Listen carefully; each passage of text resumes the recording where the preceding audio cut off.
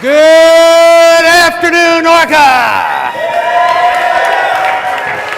All right, today we're going to talk about one important thing.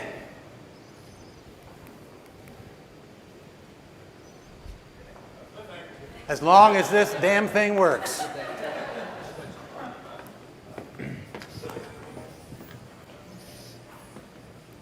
One important thing. There it is. How to maintain your downline is to make sure that when you're recruiting your warm market, you keep your best friends next to you. So what's the problem? We've had too many failures. Too many failures in good people coming in, and then for some reason, they don't continue. So the message today is how to help you become a magnet to attract and maintain your warm market, your best friends, your family that should be working for ORCA. Now, when you do this successfully, you're going to have a big smile on your face. And number two, you're going to be able to chart your way forward to you becoming even more successful. Three important ideas as we go on this journey. Number one, leadership is about mobilizing others to do difficult work. Is this difficult work? Yeah. Hell yes! Yeah. Number two, the only person you can control is you. You can't control your wife, you can't control your husband, you can't control your kids. Richard, I see you nodding your head. You can't control those. Only person you can control is you. And third, success in bringing about a successful downline is not about you. It's about trying to motivate and manage people who are all different. Is this a pain in the you-know-what? So, come on, baby. All right. The secret to this is understanding that behavior is only made up of 4 components. And once you get those 4 components, life begins in making sure you maintain your downline.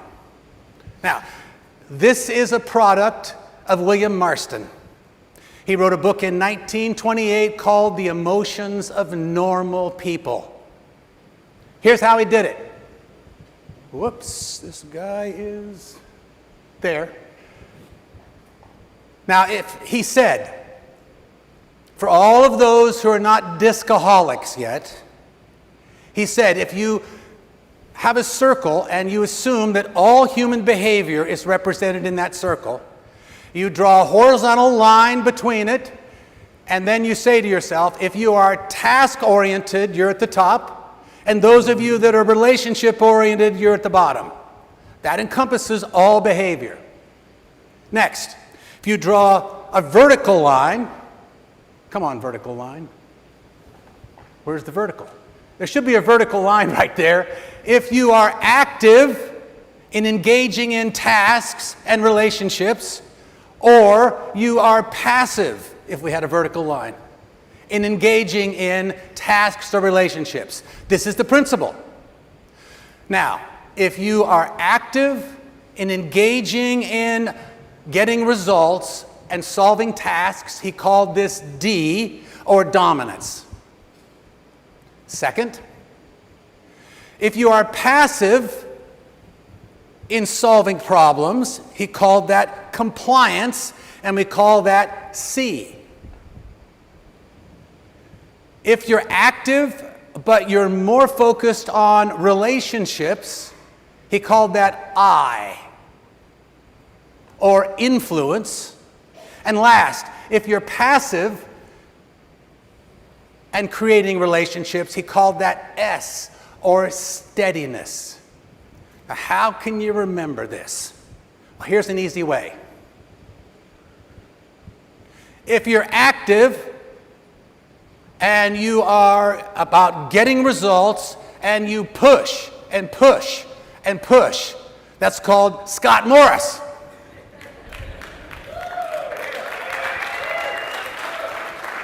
Now, if you're active and you're engaging and you love talking, you call that Glenn Crabtree.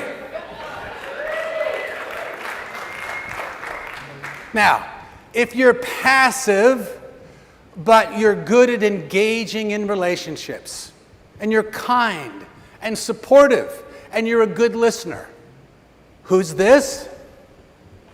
Lindsay Curry. And last,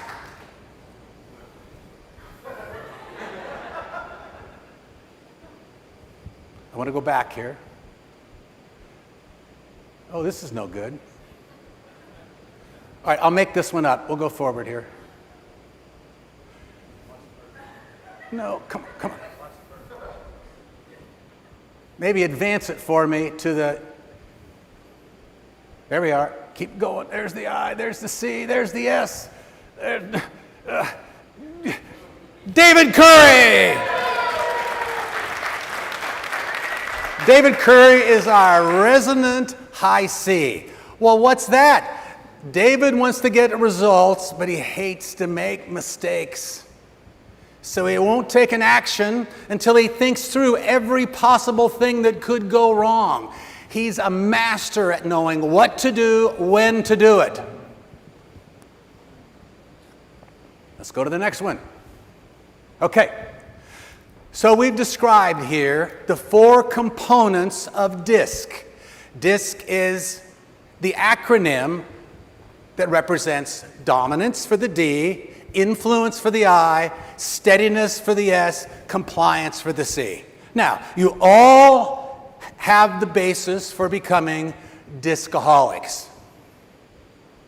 Now, what if instead of focusing on you and the components of DISC that represent you, instead you focus it on how you can become a better leader?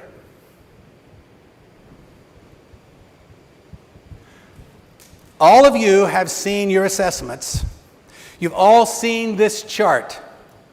This is representative of the intensities of DISC. You know, there's no right or no wrong. The further to the right you score, the higher the intensity of each of the 4 factors. So this particular person has a strong intensity of dominance, right? Results. Get it done. Push it. Let's go. How about the I? The I is below the line. So what does that mean? Now we're going to talk about tendencies. Number 1. Go to the next one, man. There. Oops. Got it. Now, so when dominance is greater than influence, now, do they all have their tendencies in front of them, Scott? Yes. Okay. Pull out your tendencies right now. Yeah, this is to begin the journey for helping every one of you become better leaders of your downline so they stay put. Now, when dominance is greater than influence, what's that called? Bluntness. In your face, straightforward. So this guy right here doesn't smile a lot. He's serious. He's blunt. Next. The D is higher than the C. What's this called? Independence. So this guy wants to get things done his way. You can't hold him back. He says, if it's going to be, it's up to me. Next. D greater than S. Sense of urgency. Get it done. Do it now. Push it. Let's go, man. Now, I want you to turn to page 4 in your assessment. You got the tendencies beside you. Now, turn to your assessment. Page 4. Your exercise right now. Take 30 seconds, pull out your pen, go over, look at your assessment on page 4, look at natural style, take the factor that's the highest versus the one that's the lowest. That is your strongest tendency. Write that down. Next, what is the second highest tendency? Third, what is your next highest tendency? I want you to replicate what's up here.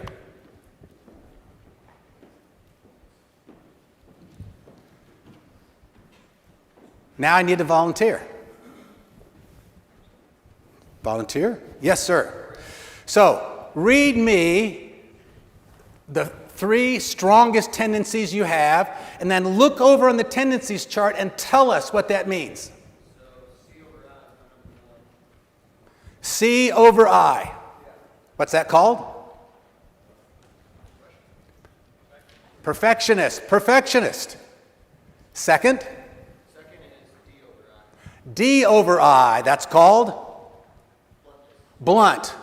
So a perfectionist hates to make mistakes, at the same time doesn't smile a lot. Serious. Got to be careful when he goes into a home because Jordan knows he needs to smile. Next. S over I. S over I. What's that one? Brittany? Focus. That's the ability to concentrate and focus. These are the 3 dominant tendencies that Jordan has. All right. Now,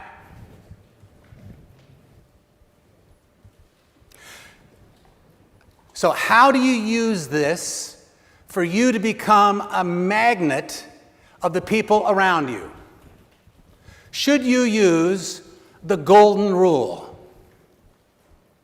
Golden rule says, do unto others as you would have them do unto you as you manage your team.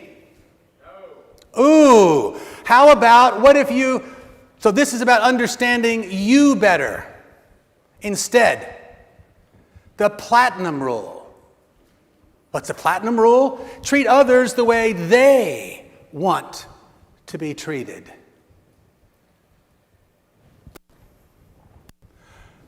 Or should you understand them better? So the issue here is, darn it, got ahead of myself. Which one's the best? Platinum rule. Why? Because one of the initial principles we discussed said this: creating a great relationship with your downline is not about you. It's about how well you communicate to them.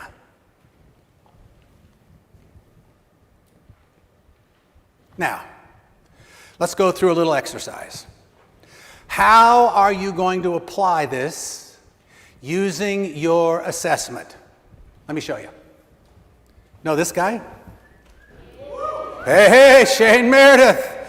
Now, what you didn't know, but Shane, as I was going through this, had a big you-know-what-eating grin on his face. Because this was Shane. High D. Come on. High D over the I. Blunt, in your face. Straightforward. D over C. Independent. Wants to do things his own way. C. High sense of urgency. Push it, get it done. Shane, how close am I? Dead center? All right. Now, Shane has this idea that Glenn and Scott have been talking about forever, and that is he wants to build a downline. So, he has a candidate. How is he going to manage this candidate? All right, now apply the tendencies. High I, low C. What's that? Displayed self-confidence. Someone who is outgoing, wants to persuade people in that high I to his point of view. He's going to be talkative, outgoing, enthusiasm. Do we like that at ORCA? Yes. Number 2, I greater than S. So the S is impatience to engage with people. Do we like that? Is it easy? This guy, it's easy for him to meet people. As a matter of fact, people bring him energy. You say, well, might be a candidate. How about the last one? I over D. What's that called? Goodwill. So he's not pushy. He wants to make it about the person. Are these 3 good characteristics that we're looking for at ORCA? The answer is yes. Go forward. As a matter of fact, in addition, we don't have the motivators here, but he has a score of 9 out of 10. Now let's just pause for a second. When you score 9 out of 10, does that mean the person's going to succeed? No. What it means is that he has the requisite behaviors and motivators that we find most often in successful ORCA agents. If you don't have this, does it mean you will fail? No. But what it means is there's a higher probability that if you have these, you're going to be successful. So who are we talking about here?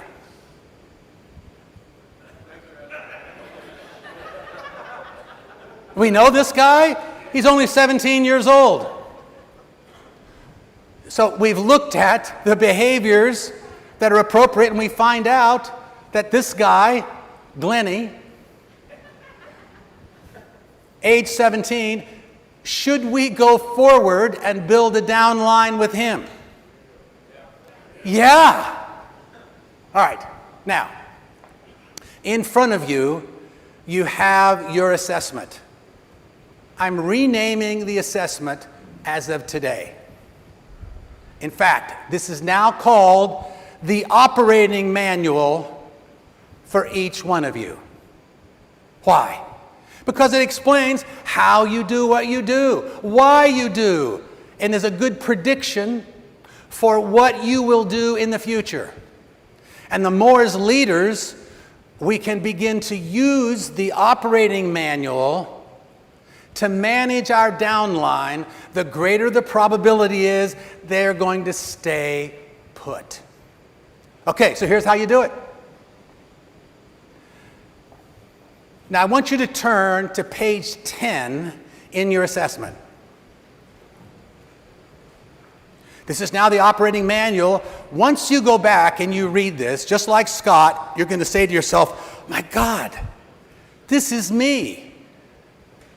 So when we look at Shane, and this page says, how would you, Shane, like others to communicate with you? Okay, Shane. Be considerate of your time. Don't waste it. True or false? Listen to what you're saying before I start to speak. Give you only the relevant facts and data. Don't bore you with all the details, right? Be direct and to the point. Give you options and let you choose. Okay, so this now will communicate to you how to communicate well with Shane. If you do these, and then the last part is, don't do these. It's in the operating manual. And this then is one of the important things that you can begin to do to understand how to manage someone who's different than you are. Let me show you.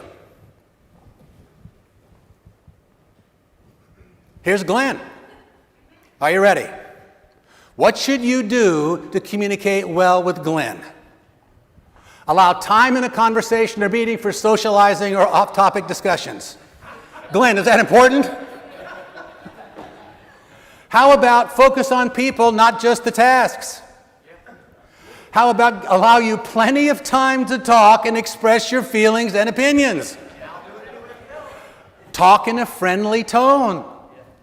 Ask personal questions and take the time to get to know you. All right, magic question. Shane, how hard is it for you to do this?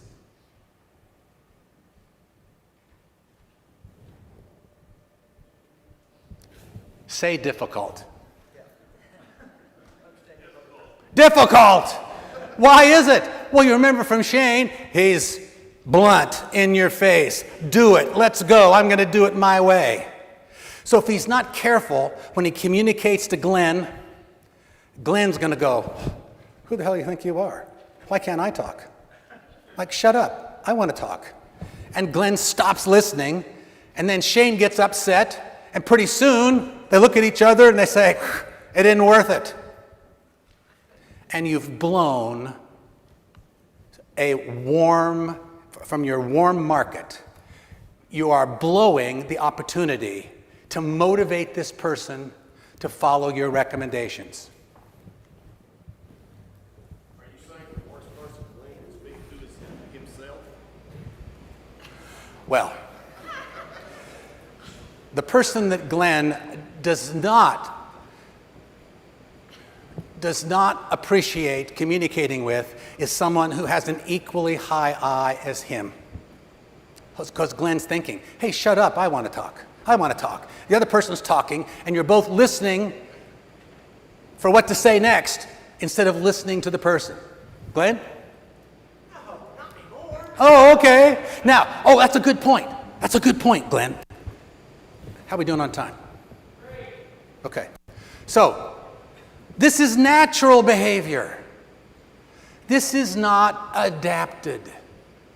Can you learn as a human being not to use your natural behaviors situationally? The answer is yes, and you do it every day in the home. The issue here is the advantage that you have with ORCA from this point forward is you will have access to every operating manual for every person you introduce to ORCA. Therefore, you can take 100% responsibility for the success of the person that you bring in, because you can control how to communicate to people using the platinum rule, which is how to communicate to them the way they want you to, instead of naturally how you do it. Yeah, is this difficult work? Listen, this is really hard. But what's worse? Having your best friend walk out.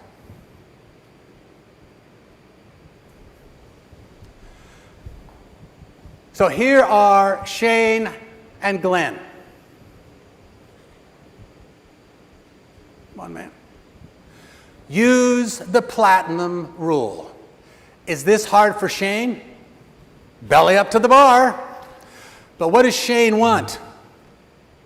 His why is building a firm downline that'll stay put. Then, if that's your why, now you have the how in terms of being able to communicate superlatively well with every person who's recruited successfully into ORCA. Now, when we began, we said there's been too much failure in terms of recruiting from your warm and cold markets and enabling those people to succeed. That day has passed, because learning how to become a magnet by applying the operating manual with every person in your downline will enable you to do it. And when that happens, guess what? You got a big smile on your face. Come on. You'll begin to stair-step your way to success in building your downline. Come on. One more. And toward success.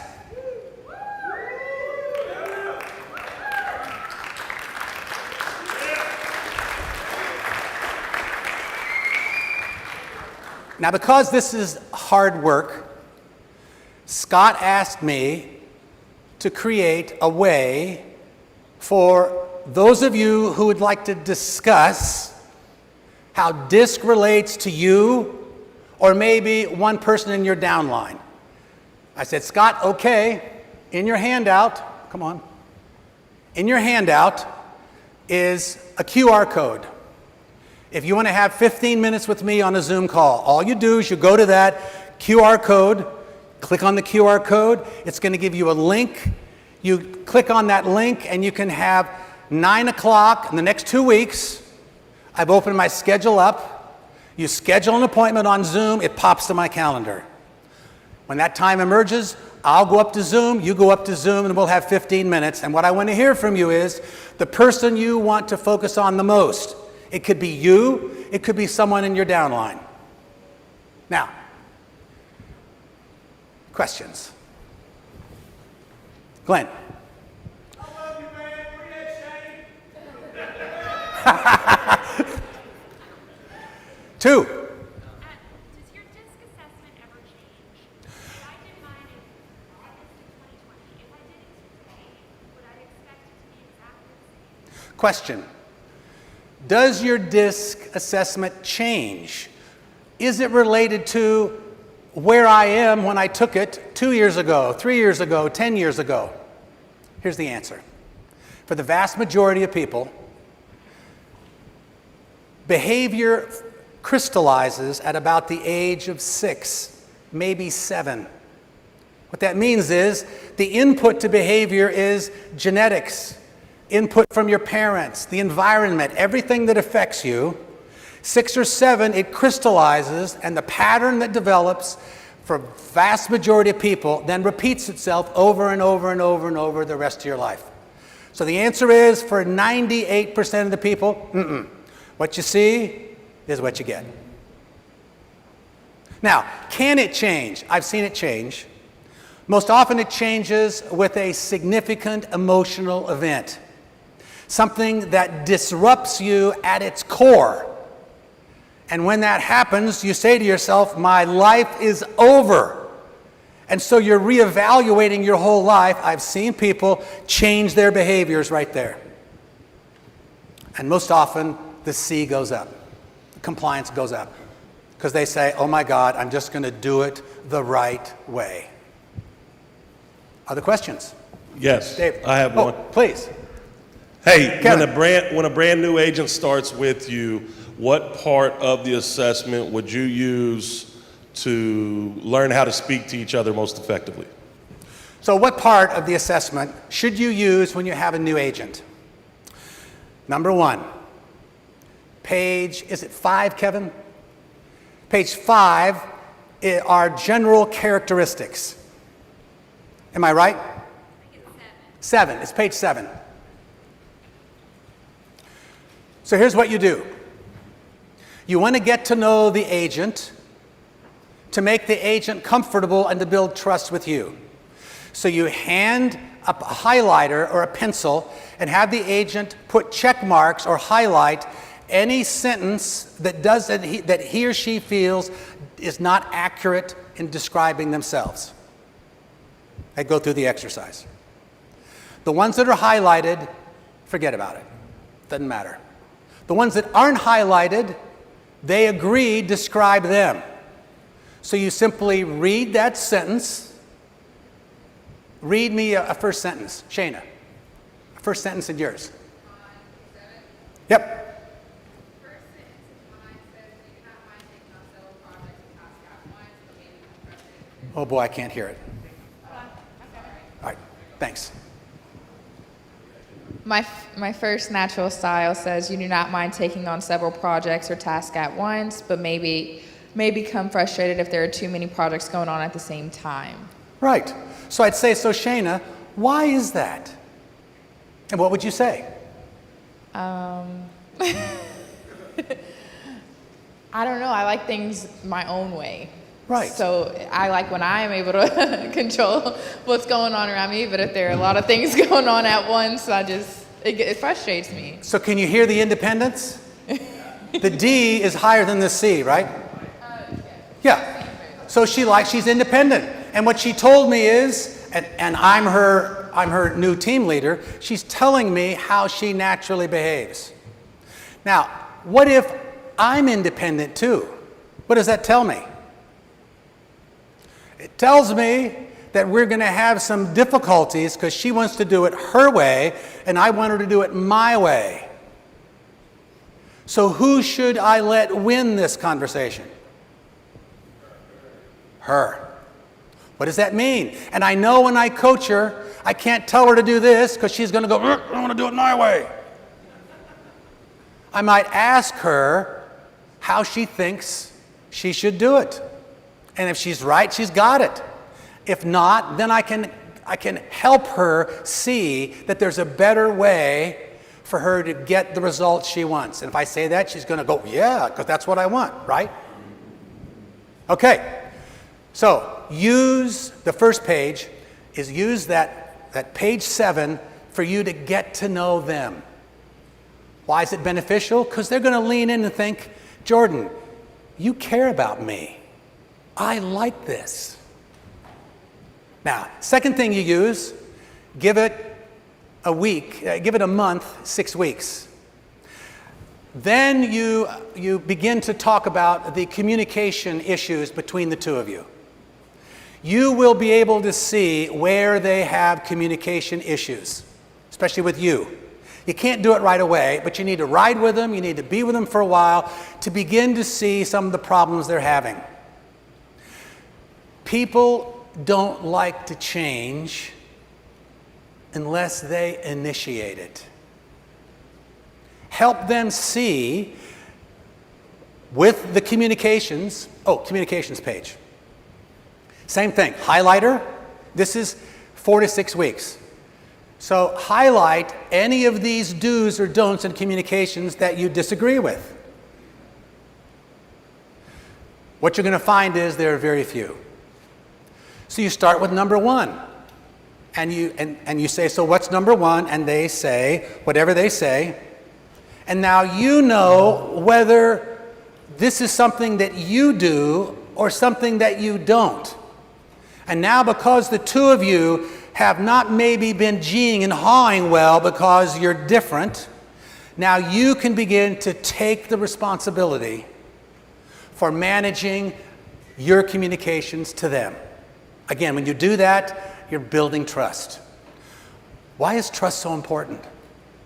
Because when people have trouble, lots of times they don't like to tell you because they don't want to tell you that they're failing. The deeper the relationship you build, the more apt they are to say, well, I'm having trouble doing that. Now you think to yourself, okay, what's the operating manual? Where's the D? Where's the I? Okay, what should I do here? You're now using this instead of the old caveman brain. Shane's natural response is, you got it wrong. His second response might be, oh, now wait now. I know it's wrong, but how can I communicate to this person so she'll see it? Right, Shane? Cool. All right, any other questions? How much time do I have? We're out. Ladies and gentlemen, thank you very much.